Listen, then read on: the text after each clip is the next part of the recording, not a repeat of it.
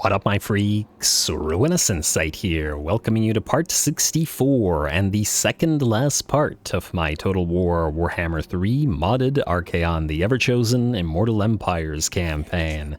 So it's been a couple of turns since the last episode. The time skips have gotten bigger as the enemy armies have gotten smaller. There was nothing left in Lustria to defend, and so the entire continent is now a smoking ruin slash a pile of chaos fortresses. The southern chaos wastes are all but ours, with only one turn remaining to take the Godless crater with KHORNE the Blood Hunter, and even the lands of the dead Khemri are gone as well. Only the last defenders, Zlatland, because somehow they survived, and the Order of Lore Masters remain, essentially. In fact, let's just see. Who do we have left? Bowmen of Oreon, Zlatland, Last Defenders, Clan Carrion for Archaon. Order of Lore Masters are...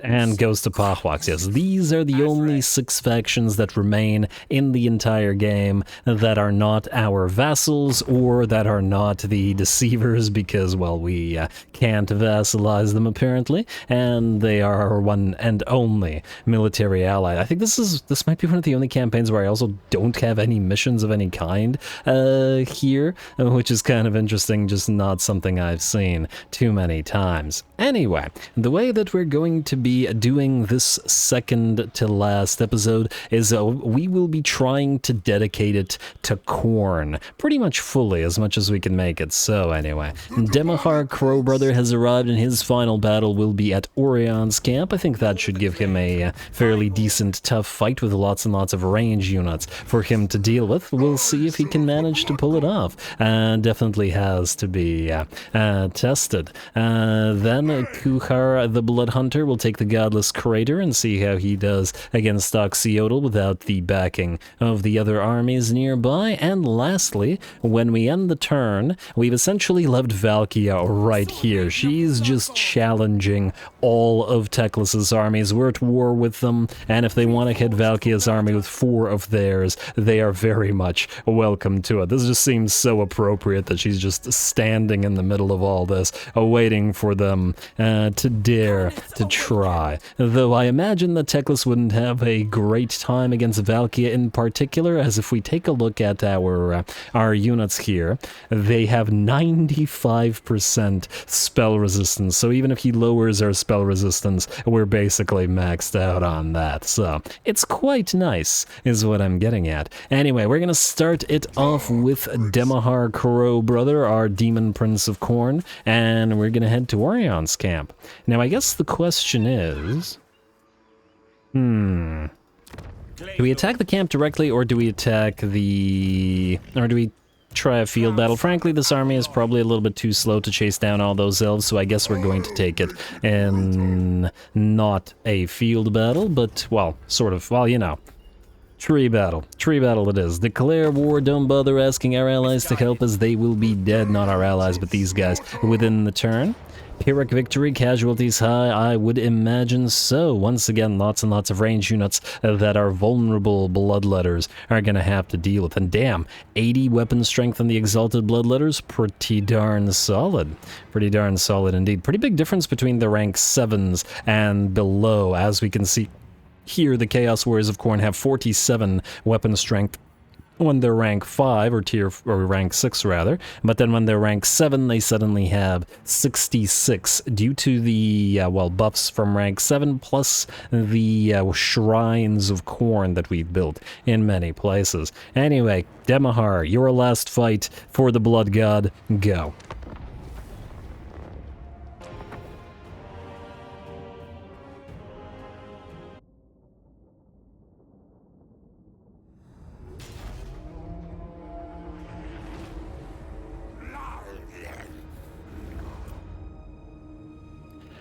Alrighty, here we go. Demahar has arrived at his final fight, and it is likely to be the toughest fight that he has fought. Vulnerable as the forces of KHORNE are to massed range fire, and the enemy certainly has a lot of that. And plus, out of our various Khornate armies, this is by far the slowest and the most vulnerable to range fire, as it relies a lot on bloodletters and bloodthirsters, which are very much targets for that sort of thing. The enemy also has a very solid number of various elite units, a decent pile of Way Watchers, some Hawk Riders, I saw some Zotes War Dancers, and Blade Singers in here, who we do have to watch out for in particular, as if left unchecked, these guys can do absolutely massive amounts of damage. Respect to the units, even from the forces of KHORNE, even though it irks me to praise an elf. Anyway,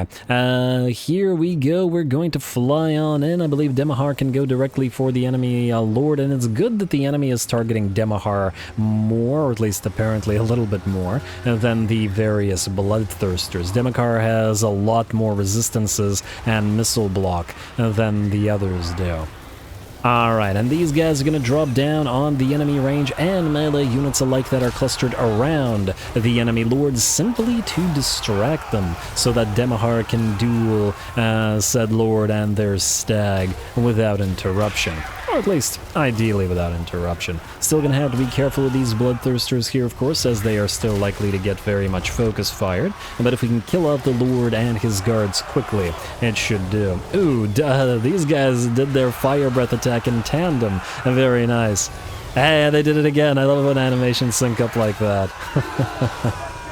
Oh, it's like, they're friends, they're best friends. Alright, anyway, these guys will continue fighting while the rest of our forces make our way into the city, or settlement, I should say. Hardly can call the tree a city, I think. But anyway, these Zotes are in our way, and Urkathel, Deathcaller, Exalted Hero of KHORNE, will lead the War Shrine and some Chaos Warriors slash Chosen, dude, what the heck, camera, to try and break those Zotes. They are holding pretty admirably so far by the looks of it. However, the other side allowed us to send some Chaos Warriors through. That is only about a third of our army, perhaps. The other units have all made it into the enemy settlement from various sides, unlike what we usually do in these wooded battles or these great tree battles, wherein we send 80% of our forces up one way, this way or this way, and then send a few supporting units to clear out some enemy range units. In this particular battle, with the sheer number of enemy range units, necessitated us to separate our forces a lot more. While Demahar and these elites, I guess, work on as many units as they can, our bloodletters, being much faster than the Chaos Warriors of KHORNE and such, are going to do their best to chase down and, more importantly, distract all the enemy range units, or at least as many as they can, to prevent them from firing. As we can already see, the Chaos War Shrine of KHORNE hasn't even joined the fray yet, and is already down to about half HP, and will continue suffering damage. And that despite the fact that it has 10% missile, 5% physical, and 25% ward save. But these things are just such big frickin' targets, and look at all the damn wood elves trying to bring this thing down.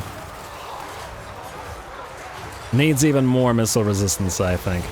A very cool looking battle, though. I do love the contrast of the green and the red as units and color schemes, as well as the blood, the red blood on the ground amidst the green foliage and grass and stuff. We've got other units of bloodletters that are separated from the rest of us here, but the Blade Singers have unfortunately moved in to counteract them. Blade Singers do magical damage, and a lot of magical damage, I should say, and have been ripping those bloodletters apart without any trouble. As we can see, they've barely suffered any damage whatsoever, and both of the bloodletter units need to run the heck away. In fact, one of them has begun to become unstable, and the other one is probably very close to it. I gotta try to book it on out of there before the Blade Singers rip them apart, but fortunately it looks like the Blade Singers will leave them alone. Or at least tried to leave them alone for a few seconds, and allow them to open up some distance. Our Chaos Warriors, or rather our Forsaken, have been summoned to try to help out a little bit and hopefully distract a few more of those ranged units. but the sheer amount of range firepower is certainly starting to tell. Out here where the Bladesingers were not able to apply themselves, our units of Bloodletters exalted. The Bloodletters have cleared out a couple of enemies, and the rest are making their way up this ramp just to try to chase enemies down, as most of them, while they're being chased, at least are not firing at us. Now, this war shrine, fortunately, hasn't been focused down, but the Bloodthirsters were the ones that took the brunt of the arrow fire on the left flank. This one in particular is down to about half HP, and Demahar is more or less fine. I believe he has killed off the enemy lord at this point. There's the lord and the stag. Corpse to be eaten by mushrooms, I'm sure. And I gotta appreciate that. Alright. It does look like we have managed to clear out the units that clustered around the enemy lord here. Just gotta make our way through this barrier with our own units so that we can go after the other ranged here. We've managed to retreat our crumbling Exalted Bloodletters, though it came very, very close to losing them both. Damn those Bladesingers. And speaking of the Bladesingers, we've sent the Forsaken to distract them. The Forsaken have nearly been killed as well. And this unit was basically at full HP. Damn, these guys are scary.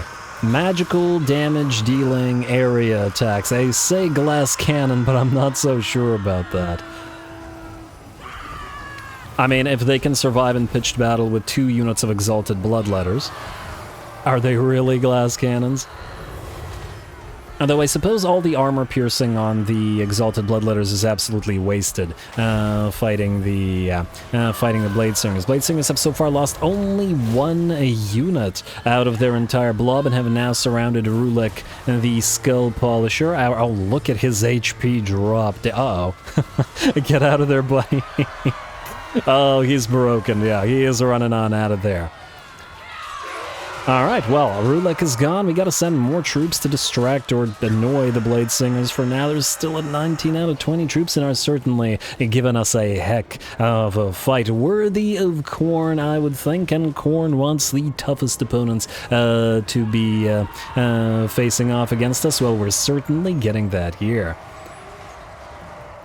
Alright, another unit of Chaos Warriors of KHORNE sent towards them, and they're going to start losing HP right quick as well. Our aerial units, our Bloodthirster, Blob, and Demahar have all lifted up and have knocked those birdies, the Hawk Riders, out of the skies. They were being quite irritating with their fairly effective sniping, while the rest of our troops attempt to make their way further up the ramp and towards whatever other enemy units remain that defend. There's still a bunch of Swift Shiver shards coming in from the enemy Deepwood Scouts, and that's going to start telling in terms of damage as well. Those guys can certainly dish it out, especially with their dual projectiles.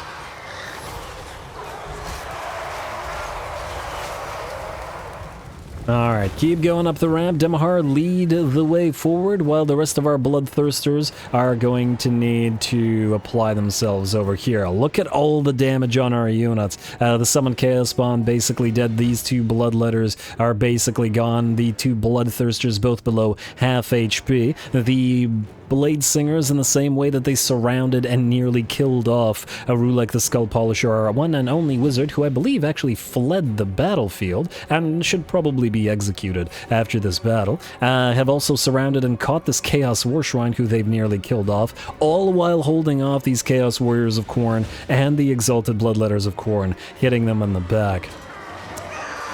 Damn. Absolute respect to the Bladesingers here.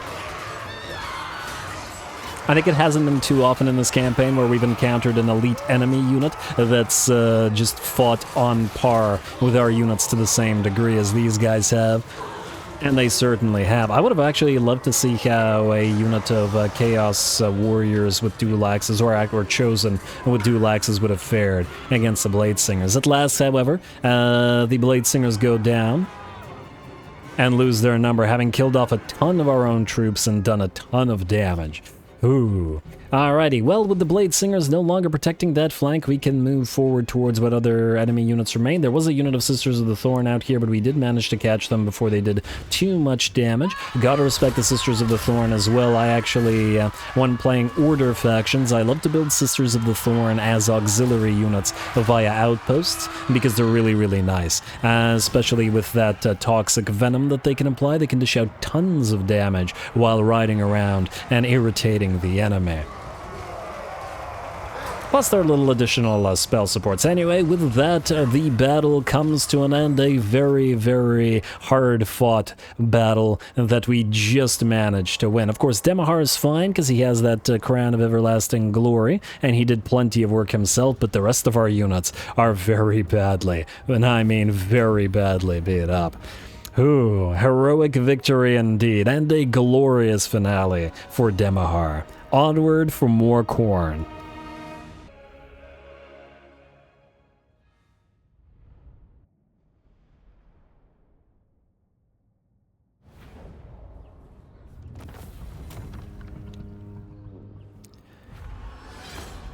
Ooh, there we go. Somewhere between heroic and Pyrrhic victory, I would think. We took a lot of damage. The cowardly sorcerer was the only one to actually run away from the battle and actually fled the field, but we won that the KHORNE way. Not a single damaging spell dropped upon the enemy from that sorcerer. A few debuffs and buffs here and there, but at the end of the day, he did fight on the Manticore at least a little bit, but well done to Demahar and his units. A couple of the Bloodletters became very close to dying and started crumbling away as well. So yeah, very nice. Let's see, we got 22 or 23, 26 and 28k damage on the various Bloodthirsters. This Chaos War Shrine nearly died. Demahar himself got 31k and by the looks of it, 1 in terms of damage dealt.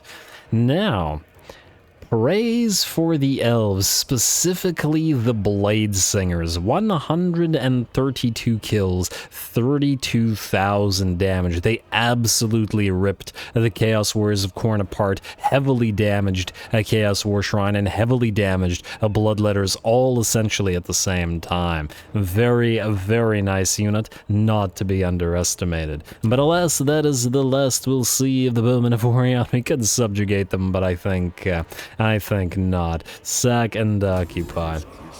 I don't even know why I'm bothering to sack anymore. It's just a this is just a reflex at this point. And you're good there. Can you? Oh, this little army survived. It's not like we can reach it with you anyway. Can either of you catch it? Wait, is there anybody nearby that can catch it? We do have a lot of armies. In Arath, go.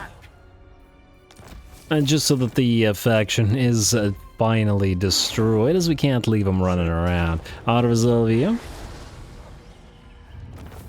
And kill Captives, not that that matters. Demahar, capture your prize, Orion's camp. And with that, the faction is destroyed. Beautiful. Offer up the heart of the jungle to the Blood God. Nice. Alright, so let us continue the KHORNE way, and next up we'll be doing the battle of Kuchar the Bloodhunter versus Oxyotl at the Godless Crater. There actually isn't much there. I was hoping that they would have a big full stack ready for us, but alas, the stack simply ran rather than try to fight together with Oxyotl. What can you do? It happens. Actually, you should get Infernal Champion. Not that Kuchar won't do all the work anyway. Anyway, they're a little bit damaged due to us sieging them, but once again, this army isn't really made for sieges, and we should have a fun time. Plus, I want to see what Kuchar here can do. Tempted to, let's see. Banner of Rage versus Lichbone Pennant. We could give him magical attacks, which will help against all those physically resistant enemies, and there is quite a bit of physical resistance. Versus the immunity to... No, he already has... Actually, he's not immune to psychology. Yeah, we need to keep the immunity to psychology, I think. I don't want him to run away in terror after all. There might be something else that gives us immunity to psychology in here. I wouldn't be surprised since it's a KHORNE thing, but whatever. He's had the Banner of Rage since his inception as a lord, essentially, so he might as well finish the game with it. Go.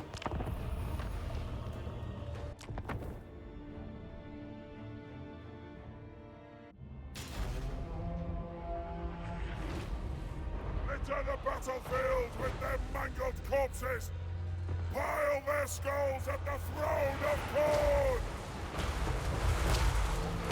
Alrighty, pile their skulls at the throne of KHORNE himself. There we go. I love the way the wall goes down right before Demahars of KHORNE himself smote down the walls and allowed his champion into the settlement in order to fight. And it looks like Kroxagors will be meeting him in battle, and he will begin knocking the big boys out by himself. Dual axes swinging. It looks like the enemy has brought a healing crystal, a revive crystal, Basti, to help out the Kroxagors, and they're certainly going to need it. Demahar, or Kuchar rather, they both end in har, people. Kuchar has 1.8k weapon strength with his buffs up. I think he actually hits harder than Archaon does with all buffs up, at least on paper. He doesn't have that speedy double attack thing that Archaon does by the looks of it, or at least from what I've seen when he charges lords directly, but that base weapon strength is pretty darn insane. I mean, he is a KHORNE lord, so what do you expect? Anyway, this particular battle, we're going to let Kuchar do a little bit of fighting here. We've arrived at the Godless crater and the last bastion of Oxyodals, lizardmen. I mean, when Kuchar got to the southern Chaos Wastes, Oxyodal had nearly conquered the entire place himself. He had destroyed Kairos and was on the verge of wiping out Abyssa's Slaneshi faction as well, which was pretty interesting, but unfortunately for him, Kuchar's Blood Hunt arrived and destroyed their way through the entirety of the southern Chaos Wastes, making it all the way to the other side. Plus, while this battle probably is not going to be all that difficult for us, Kuchar's toughest battle for himself throughout this campaign was when his army got ambushed by Oxyodal, and we nearly lost half our army fighting. It was very dicey there for a little while. And he has come to get his revenge, or to do honor to a foe that was worthy of him. Anyway, looks like the Kroxagors have lost half of their numbers so far. Basti is still here, though it looks like some Saurus have arrived to help out. We're going to let Kuchar whack away at the enemy for a little while longer. And just to prove that he can do all this himself should he need to. He doesn't because, well, I mean, we could very well conquer this entire settlement with him by himself. I actually decided to give him a crown of everlasting glory as well, of everlasting conquest as well. So he's got healing where it needs to be and can fight for nearly as long as he wants. Plus he's on his Juggernaut now, which is also great. Alright, well, keep on fighting, sir. The Basti is down to about half HP. The Kroxagors are... where are they here? Kroxagors are down to 7 out of 16, but it'll take a few more swings of those axes before these guys are all gone for good. Sorry about the camera work, but the walls unfortunately force the camera up, and we can't really get down in the action exactly where we want to be. But oh well. Keep it up, Kuchar. Looks like the Saurus are in the fight now, though 2 just got beheaded. Well, I guess it makes sense. 2 axes, 2 swings, and 2 heads. A roll. Really gotta get rid of that Basti, though. As soon as our cooldowns come off, we activate Heroic Killing Blow and Deathbringer, once again bumping our weapon strength back up to 1.3. Fight or Die, we're up to 1.5, and I think we're missing one more buff of some kind. Oh, a 1.7k weapon strength now. A little bit more, and this should allow us to bring down that healing crystal. As soon as it's out, the Kroxies and the Saurus stand no chance. Though I suppose that the Saurus don't really stand a chance anyway, as Kuchar is liable to kill them off, or kill units off with his hits, rather than allowing the rather than allowing them to get healed back up. Damn, the Kroxigors are blocking us from reaching the Basti, though, which is a bit of a shame. But all good. How are we for damage so far? 14k damage and not too bad, and while he does have a low kill count, most of those kills were Kroxigors. And I also want to point out that, regardless of all that, he's still basically at full HP. And constantly recovers to full. Actually, 84 melee defense is very solid for a Khornate Lord as well. Anyway, this is going to continue for a little while, but I think we've established that KHORNE can handle himself. Our 2 units of Skull Cannons have knocked down the enemy walls and are doing a little bit of work on the enemies up there. There we go, just sped it up a teensy bit, while KHORNE killed off the rest of the Kroxigors, and a couple more hits should bring the Basti down, as soon as he's no longer blocked by Skinks and Saurus. Come on, get out of his way. Oh, should have just let him kill off a few more of the Skinks and Saurus. It's not like the Basti healing crystal can heal itself, after all. This is why when playing the lizards, it's often better to bring 2 of these together so that they can heal each other in addition to the nearby troops. Plus there's a limit of 4 troops, I believe, that each one heals, if I'm recalling correctly. And there we go, finally the healing crystal goes down. Could have crushed a few more troops, but that's alright. I'm sure KHORNE would prefer to kill them with his axes as well. And some Ripperdactyls have arrived, judging by the shadows around, and they're gonna go after KHORNE as well. He's right where he wants to be, though, completely surrounded by foes. He can swing his axes in any direction and find an enemy whose skull to take for KHORNE. In the meantime, though, I believe that's pretty much proven once again that he is pretty darn good and will keep himself healed up as needed, and we can start moving the rest of our army into combat. Oh, and would you look at that, Oxyodal's here as well.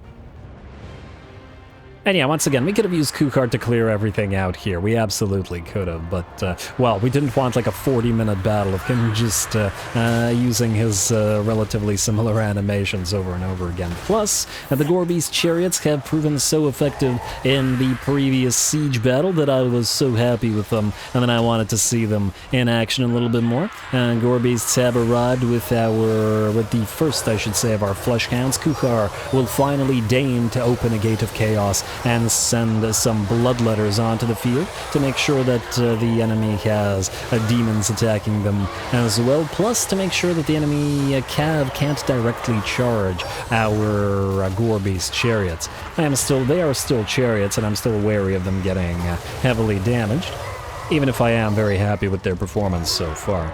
Never thought I'd be saying that about Gorebeast chariots. I was never happy with them in vanilla when they were originally introduced, but I certainly like them here. To be fair, I hadn't built them in a while in vanilla, so I do wonder whether this is a SFO thing or they're just better now. What's your guys' experience been with them? Anyway, the rest of our army is now moving in. Our infantry will follow as well, but, it looks like we have pretty much blocked off this entrance to the enemy settlement with all of our fast movers. And the Gorebeast chariots working together with those units of motorcycle riders to lead the pack, and it also makes sense for the flavor of this particular army, as the Blood Hunt was built to be a fast-moving, endless march sort of a Khornate army that never stops. That's the lore of the Blood Hunt, anyway. Alright, how are we doing? The enemies are still blocking us, so Oxyodal is still running around back there, but as soon as KHORNE can get out of the formation of doggos, he really likes his doggos, he should be able to try to run after Oxyodal. Alright, and Hexus the Uncoronated on his war shrine in the middle of this. I was sort of floating the idea of putting him on the Manticore instead, as it would sort of work a little bit better with the whole warrior wizard concept, but at the same time, putting him on the shrine does allow him to continue supporting the irregular infantry and, well, really blobs of our units when needed, and with the extra physical resistance provided by the buff. And the leadership isn't as needed from the War Shrines, but I suppose if the Blood Shrines or the Skull Cannons get sufficiently damaged, they could use the little bit of extra leadership to not melt away. Anyway, leaving the rest of his army to take care of the pathetic remnants of the enemies that still stand against Kuchar, he has found Oxyotl and begun their duel. Oxyotl loses about 25% of his HP, and ooh, gets sent flying. Aw, that might feel bad, damn it. I hate killing skink lords for this, they're too cute. Always makes me feel bad, but anyway. Alright, and it looks like Oxyotl sends some Saurus to block off his retreat while he backs away. He has already lost 60% of his HP, but he has nowhere to run. The Godless Crater is, of course, the last settlement he has, and these units will certainly not be able to hold Kuchar back for long, especially now that the Blood Hunt has forced its way through the units that were previously blocking it. Our slower-moving Chaos Infantry have also separated themselves to go after a unit of skinks up on a platform, but it looks like that platform is about to go down. Kuchar has made it through the enemies now and has sighted Oxyotl once more, activating his abilities. Or not yet? Okay. Honestly, he doesn't even really need to. Oh, poor Oxyotl, he can't even get up, he just gets knocked down every time. But Kuchar being nice lets him get up before he hits him again, and then... and then takes his head. Alrighty. Well, sorry Oxyotl, and sorry to the lizards that you have led to their doom. They should not have... well, I was about to say they should not have been in the Southern Chaos Waste, but it didn't matter where they were, because nowhere was safe, as we've taken Lustria and the Southern Chaos Waste as well, and nearly the entire world.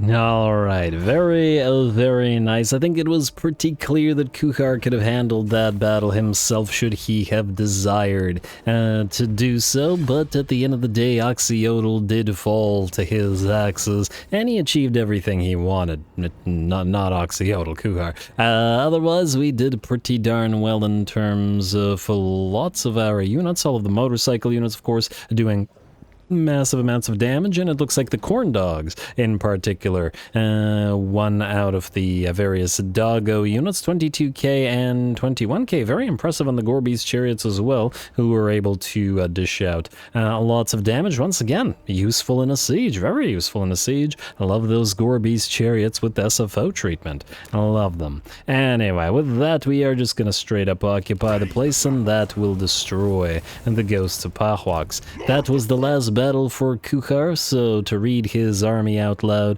Kuchar the Blood Hunter, Thurman Bjornvak, Hexus the Uncornated, the Cornflakes, Korn's Chosen, Blood Angels, Bringers of Hellfire, Brass Phalanx, Dragon Slayers, Kuchar's Good Boys, Karanak's Puppies, Bloody Fangs of Korn, Corn Dogs, and... oh, cornflakes and corn dogs, yeah, okay.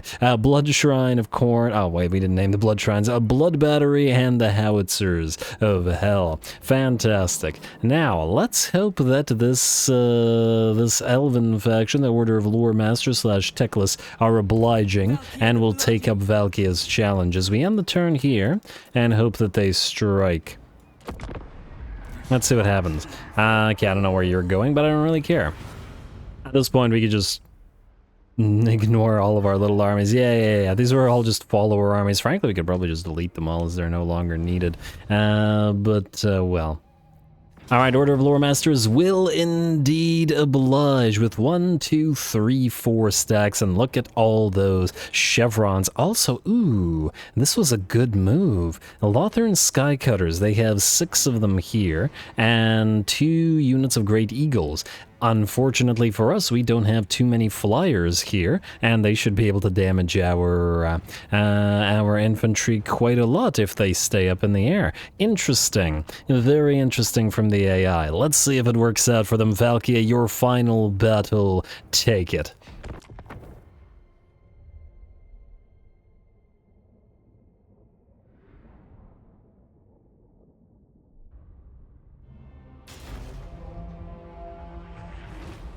devoted legion of killers!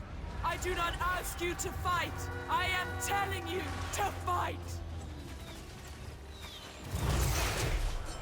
Alrighty, here we go. Normally this might be a rather curious thing for an enemy army to do, build this many Sky Cutters, but at the same time I have noticed the AI does have something of a tendency to do this when the Sky Cutters are available. I'm not entirely sure why, but I've definitely seen the SFO AI do this a number of times. That said, this was a particularly good option against our army in particular, as the Sky Cutters are quite annoying and difficult to bring down with the relatively limited air force we have, A, and B, they're pretty good at damaging big ol' units like our Bloodthirsters. Valkia and the Bloodthirsters are essentially stuck at dealing with the Sky Cutters, but we have Vanguard deployed and sent forth our various Juggernauts, or Skull Crushers rather, and hopefully they will be able to dish out sufficient damage to destroy this first enemy army before Teclis and the vast majority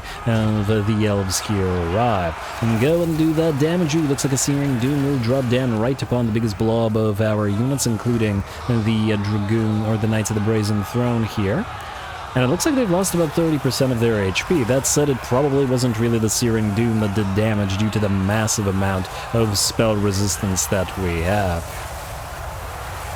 And a very, very nice charge. You gotta love watching these Skull Crushers work. Fantastic units in terms of entertainment value alone. And led by our two exalted heroes of KHORNE as well with their axes. Very nice. Valkia and her pet Bloodthirsters, Slaughter and Carnage, continue going after the Sky Cutters. Slaughter and Carnage down to half HP already, and the enemy armies have really only just arrived. Our infantry have not yet made it into the fray either, but we want to try to close the distance with the enemy ASAP, especially where these wooded territories are concerned. Otherwise, it's gonna be dangerous. The Skull Crushers have cleared out the vast majority of the starting enemy force, chasing down a decent bit of them.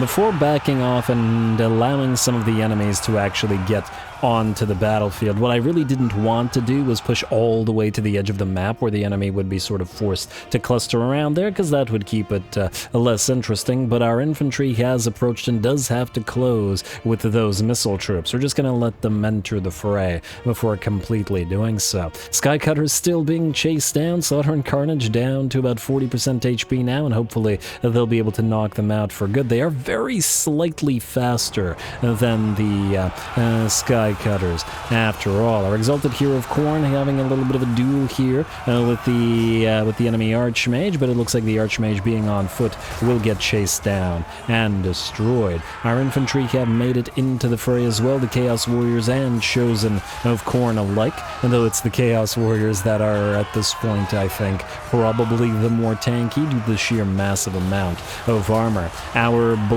Skull Crushers, rather, having backed off, are now able to charge through the enemy ranks again, using all that beautiful mass of theirs to do massive damage. Lovely.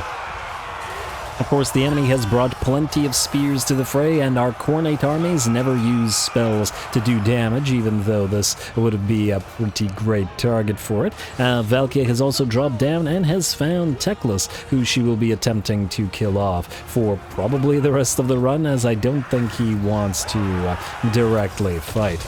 Oh, you gotta love Valkia's animations, though. Knock the enemy back with that demon shield, and well, if it isn't another Archmage, well, we can hopefully have Valkia kill her before proceeding to fight Teclis out here. And he's got two more Archmages of Life running around, which is going to be annoying due to the healing that they're liable to provide, or Mages of Life. And Valkia is now kind of trapped by some troops, but that's alright. Our Juggernauts are rampaging as they do, especially through the enemy lines or ranks of ranged units, and we've essentially forced the biggest enemy blob of spears to be, well, if not trapped, at least locked into combat with the big blob of Chaos Warriors and Chosen. Slaughter and Carnage are finally done with the Lothern Sky Cutters, and though it took most of their HP, they've gotten them out out of the way where they can't fire into the backs of our melee troops. Looks like we managed to bring Teclis down to about half HP, but Valkia got trapped yet again, going after one of the enemy mages. That's all right though, because she's trapped and surrounded by enemies, and this just means she can kill off a few more of them, A, and B, prevent range units from firing. Which certainly works out for our melee blob as they continue to slaughter their way through the Spearmen and Silveran Guard before them. Balance of power shifts to maybe 40% in our favor, still definitely in the enemy's hands here, but it's starting to turn. A princess has been caught by Slaughter and Carnage and brought down to probably one hit away, though I'm not sure they'd be able to chase her down. She is shattered, and that works for us. Valkia has nearly cleared a path once again, though damn, new troops just arrived on the field. And she may be trapped once more, but what can you do? A Frostheart Phoenix now on the field and blocking the Knights of the Brazen Throne, which had nearly surrounded Teclis and had pinned him in place for Valkia, but that's alright. I'm sure they can deal with the Frostheart Phoenix, especially as, while the Frostheart Phoenix is resistant to some things, unlike the regular Flamespire Phoenix, it's not resistant to fire damage, and most of the Khornate units have fire attacks, so we would otherwise need to watch out for that. Valkia is still in the middle of the fray, see some white lions running around, and some melee and ranged troops alike. But there's really nothing on the field that's going to be super dangerous to her personally. And she can finally start moving again to go after Teclis. Unless she gets trapped chasing down more of these mages. There are a lot of mages, but they've trapped themselves by the looks of it here against the Knights of the Brazen Throne, while Valkia hits them. And it looks like the mages have called for aid as the Eagles have come in, but I'm not sure that's going to help all that much. Anyway, the balance of power up to about nearly 50% now. And ooh, it looks like Slaughter is very much in trouble as a bunch of enemy range units did come in as reinforcements and start focusing him down. Bit unfortunate for us, especially as a lot of our cavalry are distracted running enemy units down, like the Mage, Arch Shadow Warriors, and Silveran Guard, high value enemies that we can't really allow to return to the fray. And this allows the enemy new units of range units, reinforcements to shoot us in the back. But what can you do?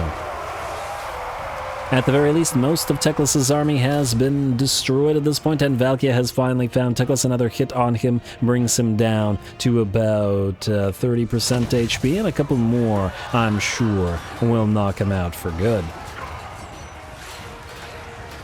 Will knock him out for good. Well, thank you.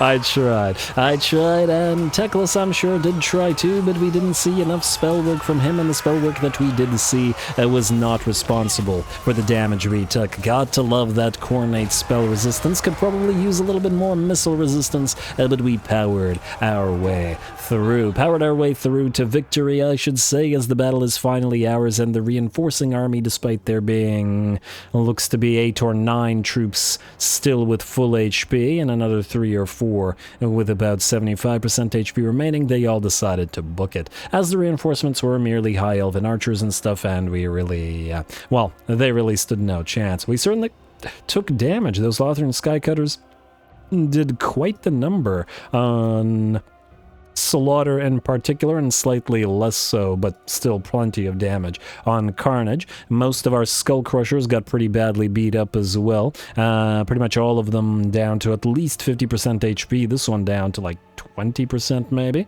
though fortunately we're still above 50% in terms of the troops that have died. For example, this one's close to 50, but 28 out of 30, there we go, units have survived. Ooh. A very nice fight. A very nice fight, and this was basically the full commitment from Teclis's faction. It's not going to fly anymore. And before I forget, we have the Lethal Company, the Chainless, and, well, with Slaughter and Carnage in this particular army. Just gotta make sure we get the named units named, the Dragoons of KHORNE, the Devourers, and I think that was the last one of the named units. Very, very nice.